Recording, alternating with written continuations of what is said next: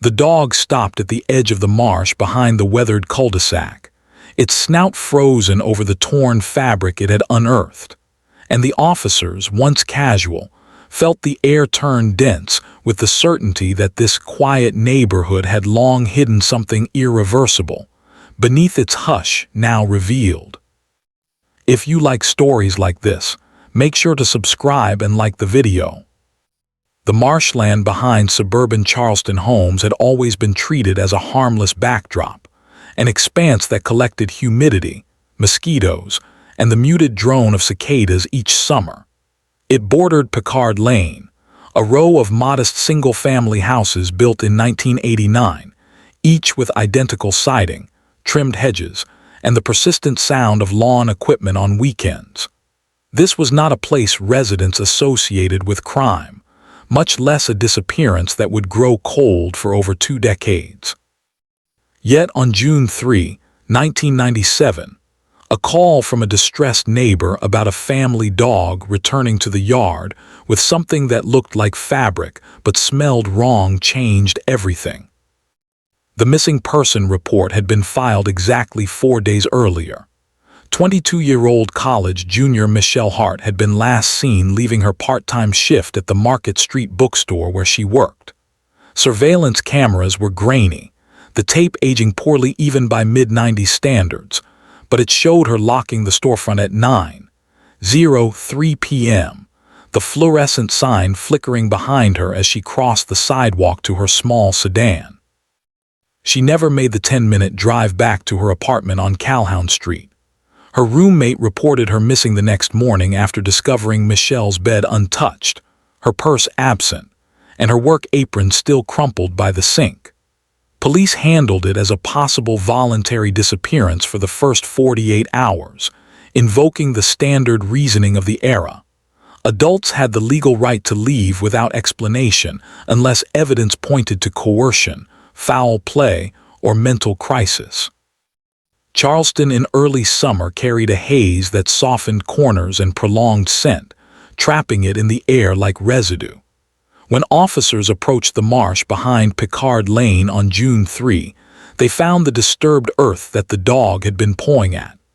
The fabric fragment recovered was consistent with the blouse Michelle had been wearing in the final video frame from her workplace camera. It was blue, cotton, slightly torn but not violently shredded, stained with soil and the faint trace of biological decay that brought certainty more than shock. The canine unit was deployed within hours, the area cordoned off, and detectives from the Charleston Police Department Major Case Unit assumed immediate control. Michelle's parents arrived from Columbia that same evening. The press lingered along the periphery of the block, respectful but persistent, repeating the same brief facts for nightly broadcasts. A missing college student, personal belongings recovered near a Marsh, police withholding speculation. The story spread quickly across South Carolina newspapers, especially because Michelle had worked at a central downtown bookstore known for its academic clientele. She had been well liked, never in legal trouble, with no known interpersonal conflicts beyond standard student frustrations. The marshland excavation proceeded cautiously. Forensic teams layered plastic sheeting, photographed every inch of soil, and measured depth variances. The possibility of flooding had been considered, as high tide occasionally crept beyond expected boundaries. It was during the 3rd day of work that partial remains were located, not exposed dramatically, but discovered inch by inch in a manner that emphasized procedure, not spectacle. There was no need for imagery beyond the technical language included in the coroner's eventual report. What mattered was confirmation. The dental records matched Michelle Hart. The missing persons inquiry transitioned into a homicide investigation. The autopsy report completed on June 9 provided restrained but definitive conclusions. No extensive trauma, no indications of prolonged suffering, and no signs of substances that would point toward self-harm or overdose. The cause of death was identified as asphyxia by ligature, precise, but without lurid description, consistent with a controlled, deliberate act. Time of death was estimated to be within 6 hours of her leaving work. Clothing fragments found with her were cut, not torn, suggesting removal by instrument rather than environmental wear. There were fibers present not belonging to her own garments, beige synthetic threads later connected to an automotive interior upholstery common in mid-90s compact sedans. The neighborhood behind the Marsh became central to the inquiry, not because Michelle had any documented ties to it, but because of proximity. The dog that found the fabric belonged to a household closest to the narrow path where construction crews had once dumped fill material. Interviews with homeowners were structured, recorded, and cross-checked. One family stood out only for their location: the Wiltons, who had moved into 12 Picard Lane 3 months prior. They were not considered suspicious at the time. Their background checks revealed nothing significant. Yet their property line abutted the very section of Marsh where the evidence was recovered. The case stalled by autumn. Leads dissolved.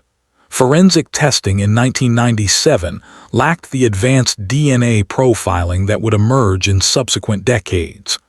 The beige automotive fibers were logged, cataloged, and stored with chain-of-custody precision, but no comparative database could trace them back to a unique vehicle.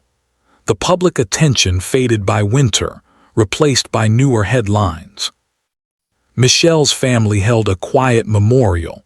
Her college department published a brief acknowledgement of her absence, and the file moved to cold case storage by 1999.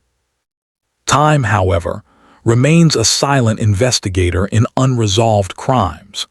In March 2018, a grant allocated to Charleston's Cold Case Division provided funding to re-examine evidence with modern techniques.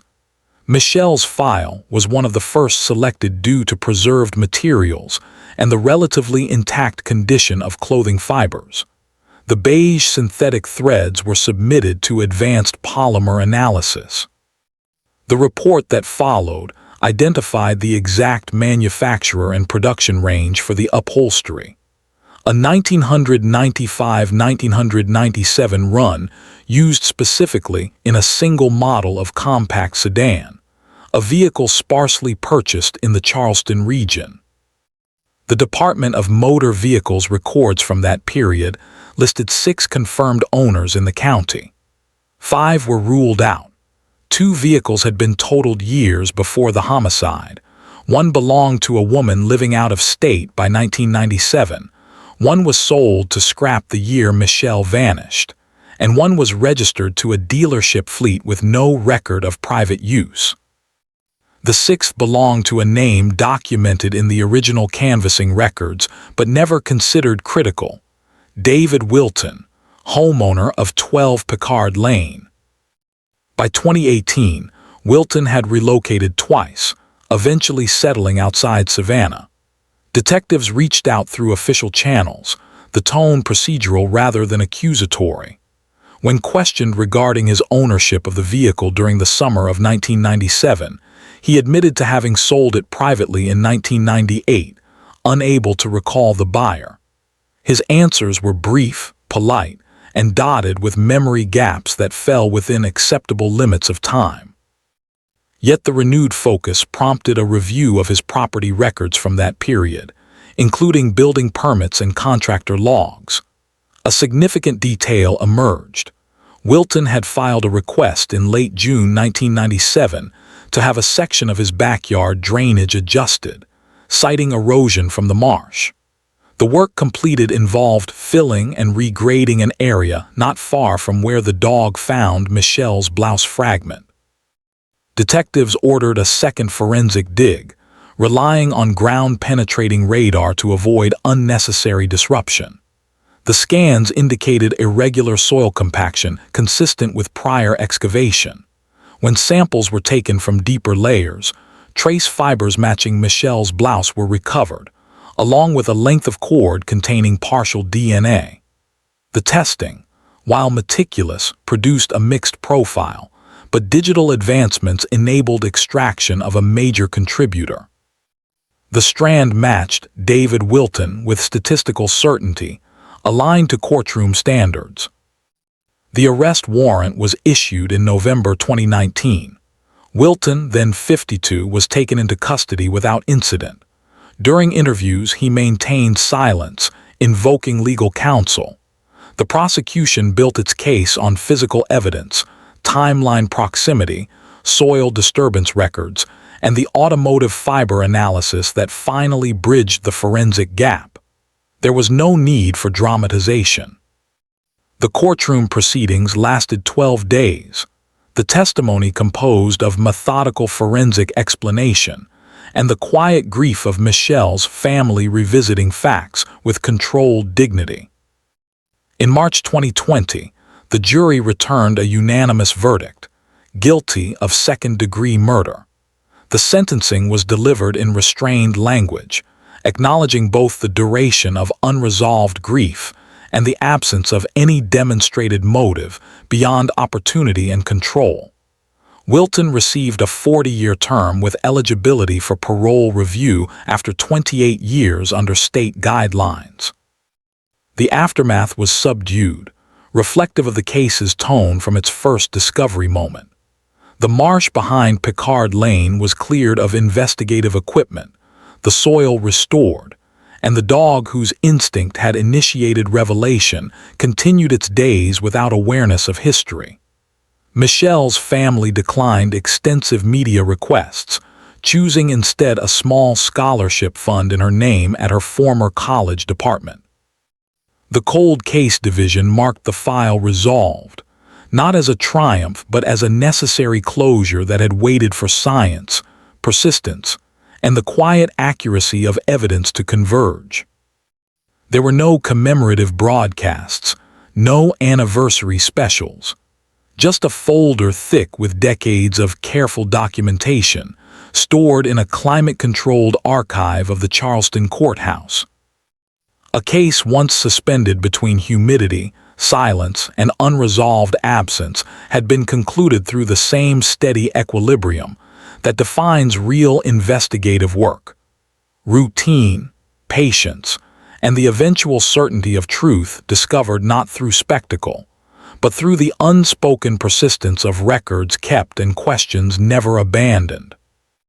The news cycle moved on quickly after sentencing, leaving only the procedural residue of courthouse transcripts and archived broadcasts stored in regional databases. Yet the lasting impact of the case existed not in headlines, but in the individuals who had spent years maintaining its presence within departmental memory. Cold case investigators often speak of unresolved disappearances not as failures but as suspended obligations, files waiting for the technological moment in which silence becomes interpretable. Michelle Hart's case, once buried beneath newer priorities and emerging crimes, became an emblem of how time can aid justice rather than erode it.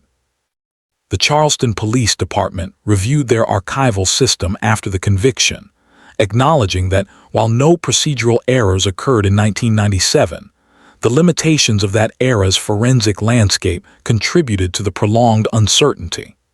Polymer fiber analysis had simply not existed at the level required to isolate the automotive upholstery. The DNA collection methods of the late 1990s focused on blood and hair, not trace cord fibers sealed beneath compacted soil. Cases of Michelle's kind, solitary adult victims without immediate suspects or dramatic forensic scenes, often faded not out of neglect, but because the era lacked the necessary interpretive tools.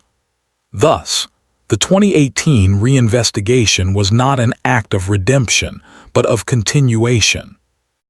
The Hart family remained private, yet their interactions with investigators reflected sustained courtesy and composure, a tone consistent throughout the decades. After the trial, they requested the return of certain personal belongings recovered during the excavation, including the fragment of blue blouse discovered by the dog. The item was released under strict evidence return protocol, sealed within archival-grade packaging. It was not displayed, photographed, or referenced publicly. Its significance was familial, not symbolic. Charleston residents reflected differently on the marsh behind Picard Lane. What was once a neutral edge of the subdivision now held the weight of recollection. Local planning authorities eventually approved a restoration effort intended to stabilize the soil and rehabilitate native marsh grasses. The project's language made no direct mention of Michelle or the case, yet the quiet implication of respect was embedded in its funding justification. Preservation of land affected by past investigative disruption. Work crews completed the restoration in early summer 2021, leaving behind a space indistinguishable from its pre-1997 state, save for those who understood what had been uncovered beneath it. Wilton's legal appeal was filed automatically, as is standard under South Carolina statutes involving felony convictions with significant sentencing. The appellate brief did not contest forensic evidence itself, but argued procedural concerns about the timeline of evidence retrieval. The state responded with detailed chain-of-custody documentation tracing every transfer, from the initial 1997 soil cataloging through the refrigerated evidence vault, where items remained under serial logging.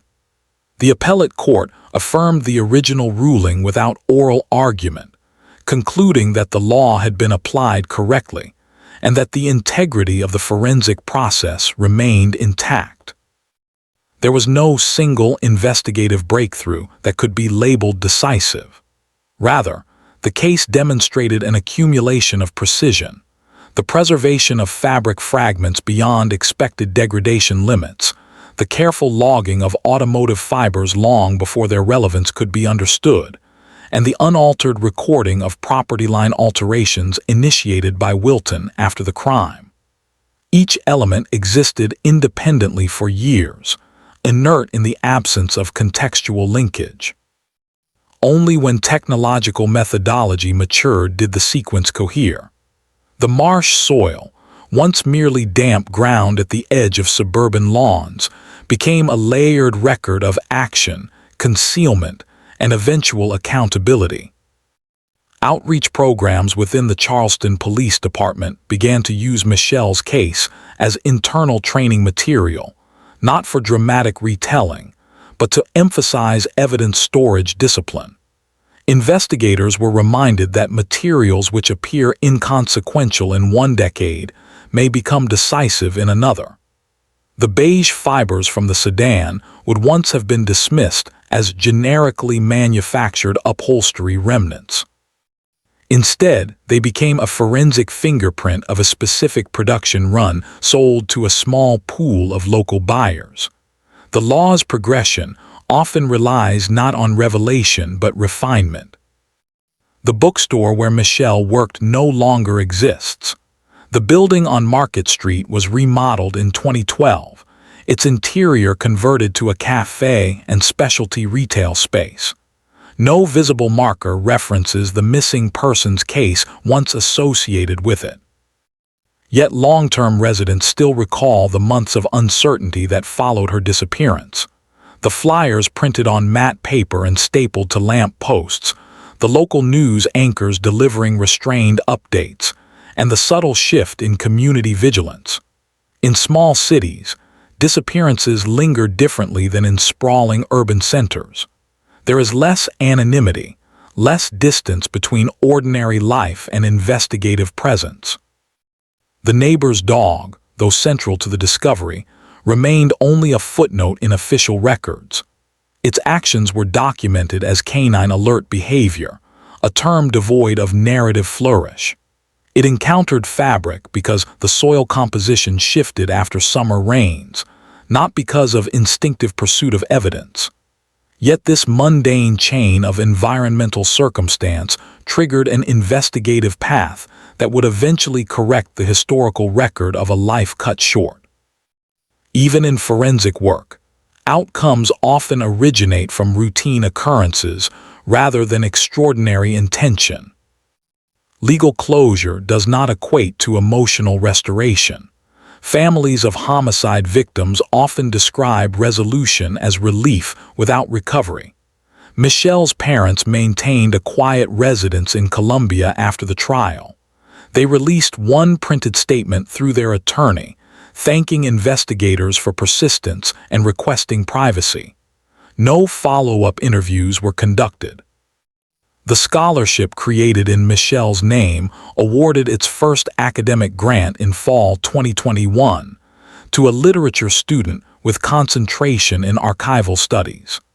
The selection criteria mirrored Michelle's academic trajectory while avoiding memorialization as spectacle. Within Charleston's cold case files, several other investigations benefited from the procedural reassessment initiated after Michelle's case was reopened. Evidence dating back to the early 1990s underwent recataloguing, and humidity-controlled storage improvements were funded using state-level allocations, justified partly through the Hart case outcome. The city recognized that climate plays a tangible role in forensic preservation. Marsh air, salt exposure, and seasonal dampness require rigorous environmental control to maintain evidentiary integrity over decades. The Picard Lane neighborhood continued its quiet suburban existence. New residents moved into the Wilton property, unaware of its investigatory past unless they researched deed records. Real estate disclosures followed state law, providing necessary information without elaboration. Neighbors reported that the house remained typical: trimmed lawn, seasonal decorations, and neutral siding indistinguishable from the homes around it. The Marsh path behind it, once subject to forensic gridding and measured excavation, returned to its status as an unremarkable edge of development, visited mostly by egrets and wind. The regional court that heard Wilton's trial archived its records digitally and in print, ensuring long-term access. The sentencing memorandum, while standard in phrasing, included acknowledgement of the case's historic duration. Judges rarely comment beyond legal language, yet here the emphasis on timeline underscored the weight of delayed closure. Jurors, whose names remained sealed as per policy in homicide cases involving long-term community familiarity, were thanked in an official notice for their service. Their participation marked the final civic contribution in a process that spanned 23 years. No annual memorials were instituted by the city. No statues, plaques, or dedication benches appeared. The absence of public tribute was intentional, aligned with the family's request for quiet continuity. Documentaries and televised reenactments sometimes sought access to case files but were denied. The narrative of Michelle Hart's disappearance and rediscovery existed not as serialized entertainment, but as a sober record within legal and forensic history. The closing of a cold case does not produce celebration. It yields administrative finality. Boxes resealed and moved from active evidence shelves to solved case storage, digital tags updated from pending to concluded, and investigators shifting their focus to the next unresolved file. Yet the significance remains. A young woman who vanished during a routine shift in a bookstore, unremarkable except in the impact of her absence, was restored to the factual ledger of accountability. The system, over time, delivered what it was designed to provide: recognition, documentation, and lawful consequence. Michelle's case lingered because it occupied the intersection of quiet suburbia and delayed forensic capacity. It was unadorned, lacking sensational context, and therefore emblematic of the thousands of disappearances whose solutions depend solely on persistence rather than prominence. In the decades between her disappearance and the resolution, Charleston grew, waterfront districts expanded, and tourism increased. Yet amidst those changes, a file remained in climate-controlled storage, waiting until science allowed its completion. Resolution did not rewrite the past, but it affirmed its record. The facts finally aligned stood as the only fitting memorial, a timeline corrected, a perpetrator identified, a family given the truth withheld by years of technological insufficiency. The Marsh, the neighborhood, and the courthouse each returned to their quiet roles, carrying forward without ceremony. No sound marked the conclusion, no crowds assembled, no banners hung. Only the settled recognition that the unanswered question of June 1997 had at last been answered by steady, unembellished forensic certainty. The file's closure left behind a paper trail defined not by drama but sequence. Intake sheets, forensic logs, soil sample imaging, fiber comparison charts, storage room humidity readouts, and the eventual judicial record. This administrative footprint formed the final shape of a case that never sought public amplification beyond its obligation to be resolved. Michelle Hart's life, distilled into dates and evidence markers within a courthouse archive, remained intact in the only format the investigative system can preserve: verifiable record, not narrative reconstruction. Local journalists occasionally reference the case in retrospective articles about cold case methodology, but each mention was brief and clinical. There were no extended features or serialized podcasts. Instead, Michelle's story served as shorthand for the incremental refinements of forensic science, a marker in time demonstrating how silent evidence can hold firm long beyond its immediate interpretive era. Articles noted that nothing about her disappearance aligned with high-profile tropes. She did not live a double life, did not maintain secret connections, did not provoke envy or suspicion, and did not cross paths with organized criminal networks. She simply closed a bookstore one June night and did not arrive at her destination. The minimalism of that transition from ordinary to absent became the defining feature of the case. In internal training briefings, investigators used Michelle's timeline to illustrate a central principle: the location of evidence often precedes its meaning. The Blouse fragment, discovered by a domestic pet, initially suggested proximity but could not articulate cause. The beige fibers, extracted from compacted dirt, remained neutral until technology matured enough to decode them. Even the regrading permit filed by Wilton existed independently of suspicion for years, until the context of vehicle upholstery and cord DNA reoriented it.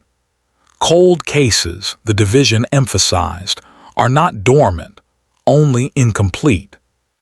The Charleston marshland, restored and stabilized, continued its seasonal cycles.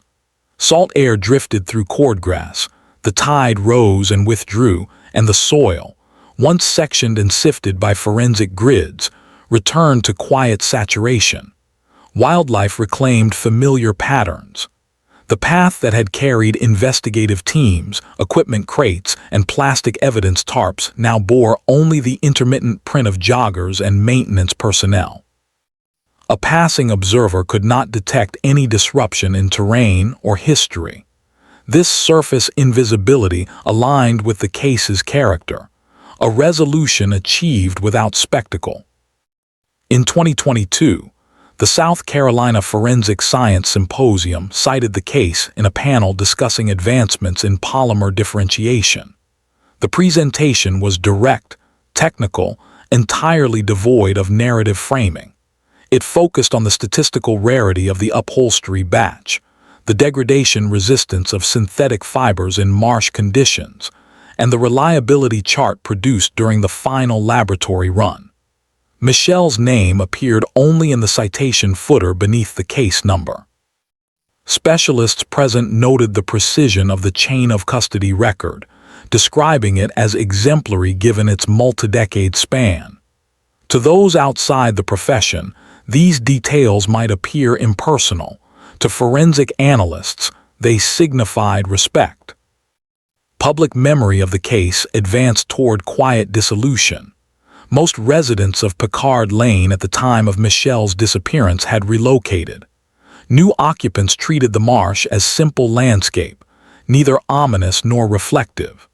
Real estate brochures highlighted school zoning, porch space, and proximity to grocery centers, never referencing the restoration project that stabilized the terrain. The house once owned by Wilton received standard market photographs, bedrooms staged with neutral decor, kitchen counters uncluttered, and backyard views looking outward toward reeds and tidal grasses. Absence of reference constituted its own form of closure. Michelle's former college advisor, interviewed privately by a university archival researcher in 2023, described her academically as consistent, thoughtful, and methodical. The advisor did not speak of tragedy, but of coursework, a paper Michelle had written on early American print culture, and her quiet reliability in arranging shelf categorization at the bookstore. The archival transcript was stored within the institution's library oral history collection, labeled simply, Hart, M. Academic Remembrance. It served not as eulogy but as professional record. Wilton entered the routine of incarcerated life without public comment. His file reflected standard disciplinary notes, intake processing, and required counseling sessions. The correctional system reduced his presence to identifiers: inmate number, sentence length, projected review date. The legal determination rendered him no longer speculative but documented. There would be no interviews, no confessions, no retrospective reckonings. The court had already defined the limits of interpretation. Guilt established through articulated evidence and corroborated procedure. For Charleston law enforcement, the case became a benchmark not for notoriety but perseverance.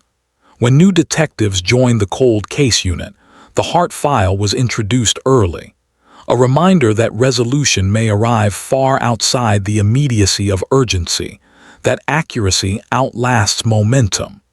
Investigators who had begun their careers when Michelle first vanished had since retired. Their notes, written in ink now slightly faded, remained preserved in climate-controlled storage, a direct bridge between past and present methodology. Handwritten margins, once mere working annotations, became historical forensic data points. Academic criminology departments occasionally reference the case when discussing environmental evidence preservation.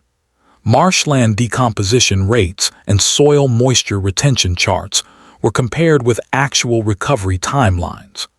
Students studied the effect of tidal delay on fabric decay, the role of anaerobic layers in DNA protection, and the incremental erosion patterns along suburban marsh edges.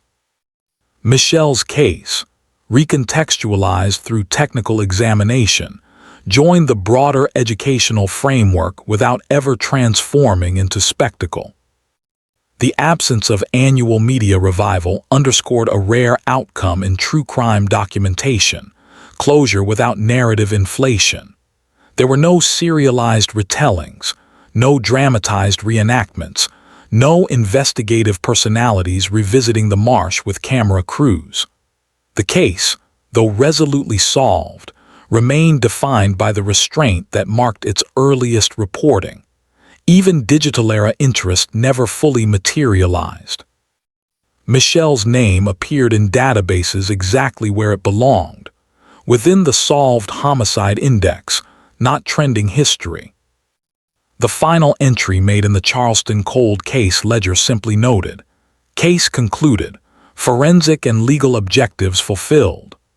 The phrasing was concise, devoid of sentiment, Yet within its brevity existed the weight of 23 years of uncertainty corrected. Investigators filed the closing documentation, logged the evidence transfer back to archival storage, and moved forward. The work continued as it always does, shifting to other open files, other names, other unsolved disappearances waiting for a technological key yet to be invented. In this quiet closure rests the significance of Michelle Hart's case. A young woman whose absence disrupted no national narrative and whose identity was never amplified beyond the borders of her community was nonetheless carried forward by the system designed to speak on her behalf when she no longer could. The marsh, the dog, the fibers, the permit, the cord, each an ordinary detail absent of dramatic shape, became the structural components of resolution. Justice, when it arrives without spectacle, resembles administration more than catharsis.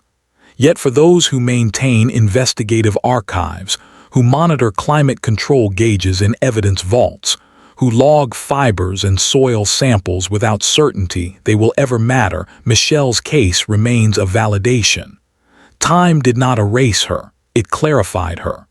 The record stands, the file rests. The system, steady and unadorned, performed its eventual function. Acknowledgement, documentation, and lawful answer to an absence that once lived only in quiet suburban humidity at the edge of a Charleston marsh.